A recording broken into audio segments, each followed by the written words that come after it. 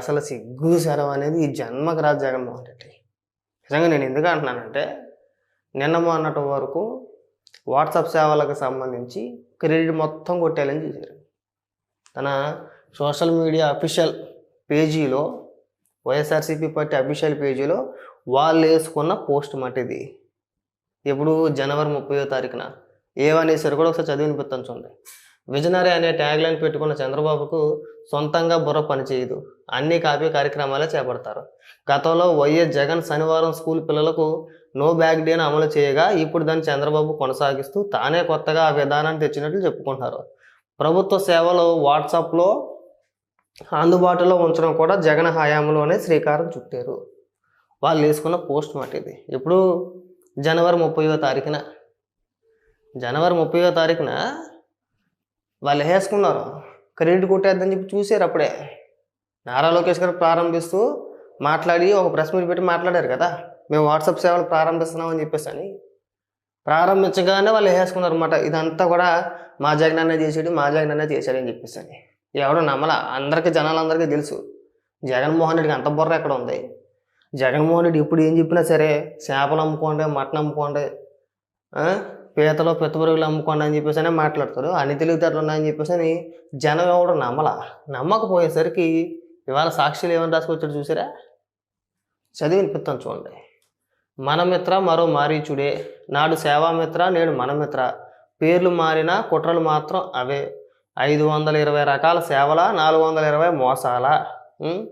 మన నిన్నమోన్నటి దాకా క్రెడిట్ కొట్టేయాలని చూసేవరా, నిన్నమోన్నటి దాకా అది మొత్తం నా గొప్పతనమే, నేనే చేశానని చెప్పేసి మురిగాం కదా మనం. ఏమైపోయింది అప్పుడు? ఇంకా చాలా రాసుకొచ్చారండి, చదివిన పెత్తాను చూడండి. వాట్సాప్ గవర్నెన్స్ ముసుగులో చంద్రబాబు సర్కారు రాజకీయ కుతంత్రం, ఆధార్ నెంబర్తో కుటుంబ వివరాలు మొత్తం బహిర్గతం ఎక్కడైపోతే పనికి మళ్ళీ ఎదగలరా, గిట్టని వారికి సంక్షేమ పథకాలు నిలిపివేత, ప్రత్యర్థి పార్టీ సానుభూతి పరుల ఓట్ల తొలగింపు, ఎన్నికల్లో అక్రమాలే లక్ష్యం.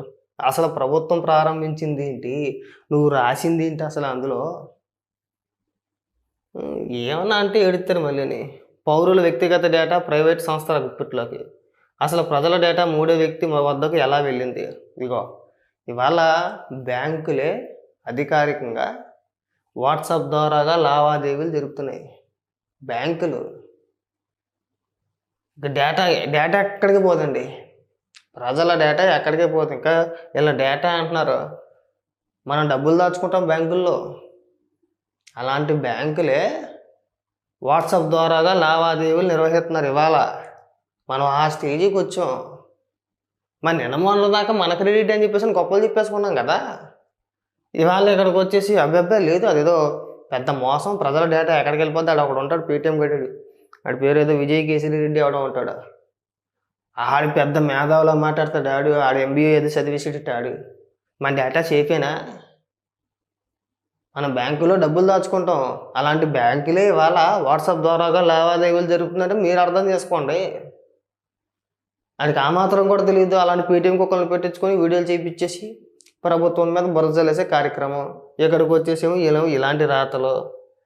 నేను ఆడికి కూడా చెప్తున్నా, వీటికన్నా పాయింట్ ప్రకారం వీడైతే విజయ్ కేసరి వాడికే పాయింట్ ప్రకారం మాట్లాడితే బ్రహ్మాండంగా ఉంటుంది. ఏదో ప్రశ్నలు, సంబంధం లేని మాటలు, అంత చదువుకొని మా డేటా సేఫేనా అంటే, మరి అక్కడ డబ్బులు బ్యాంకులో మన డబ్బులు కదా దాచుకునేది.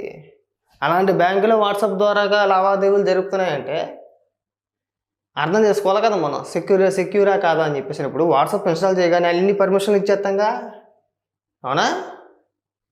A to Z అన్ని పర్మిషన్లు ఇచ్చేస్తాం, మన ఫోన్ పర్మిషన్ మొత్తం ఇచ్చేస్తాం వాళ్ళకి. అప్పుడు గుర్తుంది వాట్సాప్ వాడేస్తాం మనం. ఇలాంటిది ఏదన్నా వచ్చినప్పుడు అంటే డేటా ముఖ్యం మనకి. నువ్వు పర్మిషన్ ఇచ్చినప్పుడు ఏమైందో నీ డేటా. అప్పుడు మన ఫోన్లో ఇన్స్టాల్ చేసుకొని ఓపెన్ చేసి లాగిన్ చేయడానికి మన నెంబర్ ఇచ్చిన తర్వాత వరుసగా అన్ని పర్మిషన్లు ఇచ్చేస్తాంగా. తీసుకో ఏది అడిగితే అది ఇచ్చేస్తాం కదా. ఏ యాప్ అయినా సరే, వాట్సాప్ అనే కాదు, ఇతర యాప్లు ఏదైనా సరే మన ఫోన్లో ఇన్స్టాల్ చేసుకొని ఏది అడిగితే అది. గ్యాలరీ పర్మిషనా ఇచ్చేసేయి, ఫోన్ పర్మిషనా ఇచ్చేసేయి, కాల్ లాక్సా ఇచ్చేసేయి, కాంటాక్ట్సా ఇచ్చేసేయి. ఇక్కడ మాత్రం ప్రభుత్వం ఒక మంచి పని చేసి ఏదైనా చేయాలనుకుంటే డేటా ముఖ్యం మనకి. సిగ్గుపడంటారు కొద్దిగా. మనిషి జన్మే కదా మంది. మాట్లాడు ఏమన్నా అంటే నేను ట్రోల్ చేస్తున్నారంట. మరి ట్రోల్ చేస్తారు ఇలాంటి పిచ్చి పిచ్చి మాటలు మాట ట్రోల్ చేయరా? మనం మాట్లాడే సంబంధం ఉండాలి కదా అని అడుగుతున్నా. అప్పుడు గుర్తురాదు. ఒట్టు వాట్సాప్ అనే కాదు, ఫేస్బుక్ కానీ లేదంటే ఇంకోటి కానీ ఏదైనా సరే, ఏది ఇన్స్టాల్ చేసి మనం వాడాలనుకున్నా సరే మన ఫోన్ పర్మిషన్ మొత్తం ఇచ్చేయాలి. గ్యాలరీ, కాంటాక్ట్స్, కాల్ లాగ్స్ మొత్తం A to Z. అప్పుడు గుర్తుకు లేని డేటా ఏదైనా ఒక మంచి కార్యక్రమం చేపట్టారంటే ఎమ్మటే వచ్చేస్తుందండి. ఇప్పుడు జగన్మోహన్ రెడ్డి టీమ్ జగన్ అన్న ఏదో ఉంటుంది ఒక యాప్, ప్లేస్టోర్లో ఉంటుంది చూడండి. వీలైతే చూపించే ప్రయత్నం కూడా చేద్దాను కానీ కుదరతలేదు. తర్వాత చూపిస్తా. ఎందుకో చూపించేస్తా, ఇప్పుడే చూపిస్తా. ప్లేస్టోర్ ఓపెన్ చేసుకోండి. కాదు మీరు ప్లేస్టోర్ ఓపెన్ చేసి టీమ్ జగన్ అన్న అని చెప్పేసి కొట్టండి, వచ్చుద్ది. ఇక టీమ్ జగన్ అన్న యాప్ ఇది వచ్చిందా? ఈ యాప్ ఓపెన్ చేసి మీరు లాగిన్ చేయండి. అన్ని పర్మిషన్లు అడిగేస్తుంది. ఎంతమంది డౌన్లోడ్ చేశారు? ఇప్పటికి ఇది 5 లక్షల మంది. ఈ యాప్ని 5 లక్షల మంది వాడుతున్నారు. ఇక్కడ చూపిస్తుంది, ఇక్కడ పక్కన. మనం ఓపెన్ చేసి లాగిన్ అవ్వాలనుకుంటే అన్ని పర్మిషన్లు అడిగేస్తుంది. Phone, gallery, contacts, call logs A to Z మొత్తం అడుగుతుంది. మరి మూడో వ్యక్తే కదా అది. నేను జగన్మోహన్ రెడ్డి అని అఫీషియలా? మరి జగన్మోహన్ రెడ్డి నువ్వెందుకు తీసుకుంటున్నావు యార్? ఆ యాప్ ద్వారాగా ప్రజల డేటాని నువ్వెందుకు సేకరిస్తున్నావు అని అడుగుతున్నాం మేము. అది మీ సొంత యాప్. అది టీమ్ జగన్ అన్న అనేది వైఎస్ఆర్సీపీ పార్టీ మొదలుపెట్టిన సొంత యాప్ అది. ఇగో అక్కడ కింద కూడా ఉంటాయి రివార్డులు, గివార్డులు. ఇదిగో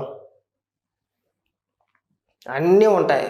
అందుకే కదా మేము పేటీఎం మ్యాచ్ అనేది అందులో వచ్చేస్తూ ఉంటాయన్నమాట. వైఎస్ఆర్సీపీ పార్టీ అఫీషియల్ పేజీలో ఏదైతే వచ్చిందో అందులో వచ్చేస్తాయి. దాన్ని మీరు వాట్సాప్ గ్రూప్లో షేర్ చేయండి, ఫేస్బుక్లో షేర్ చేయండి, ట్విట్టర్లో షేర్ చేయండి, యూట్యూబ్ కంటెంట్ అని చెప్పి సపరేట్గా ఉంటాయన్నమాట. మనం ఎన్నిసార్లు షేర్ చేస్తే అన్ని పాయింట్లు అక్కడికి వచ్చేస్తాయి. తర్వాత రివార్డుల రూపంలో, పేటీఎం రూపంలో మన అకౌంట్లోకి వచ్చేస్తాయి అన్నమాట. అదే కదా మనం చేసుకొచ్చేది. మరి డేటా ఏం చేస్తున్నాను అవన్నీ కూడా? ఏదో సొల్లు మాటలు మాట్లాడమాకంటారా? సొల్లుగా వెళ్ళారా? ఉన్నమాట చెప్పండి, వాస్తవాలు చెప్పే ప్రయత్నం చేయండి. అది కళ్ళు అటు ఇటు తిప్పేసి మూతి మొత్తం 33 సార్లు తిప్పేస్తాడు. మూతి తిప్పేసి డేటా సేఫ్ అయినా అంటే మన కాల్స్ చేసుకోవచ్చు అని ఇప్పుడు దాకా చేసుకోలేదా? ఇప్పుడు ప్రభుత్వం కదండి ఒప్పందం కుదుర్చుకుంది. అఫీషియల్ కదా, గవర్నమెంట్ కదా చేసేది.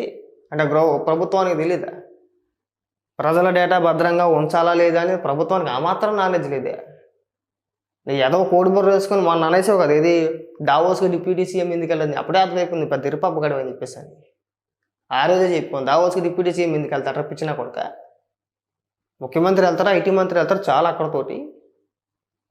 దావోస్కి ఇంకా అందరూ వెళ్తారా అని చెప్పేసి ఆ రోజు మాట్లాడితేనే మా అన్నాడు మళ్ళీ బ్లాక్ చేసేసుకుంటాడు. ఉంచడం మళ్ళీ మన ఏదో ఓపెన్ చేస్తాలో ఇంకే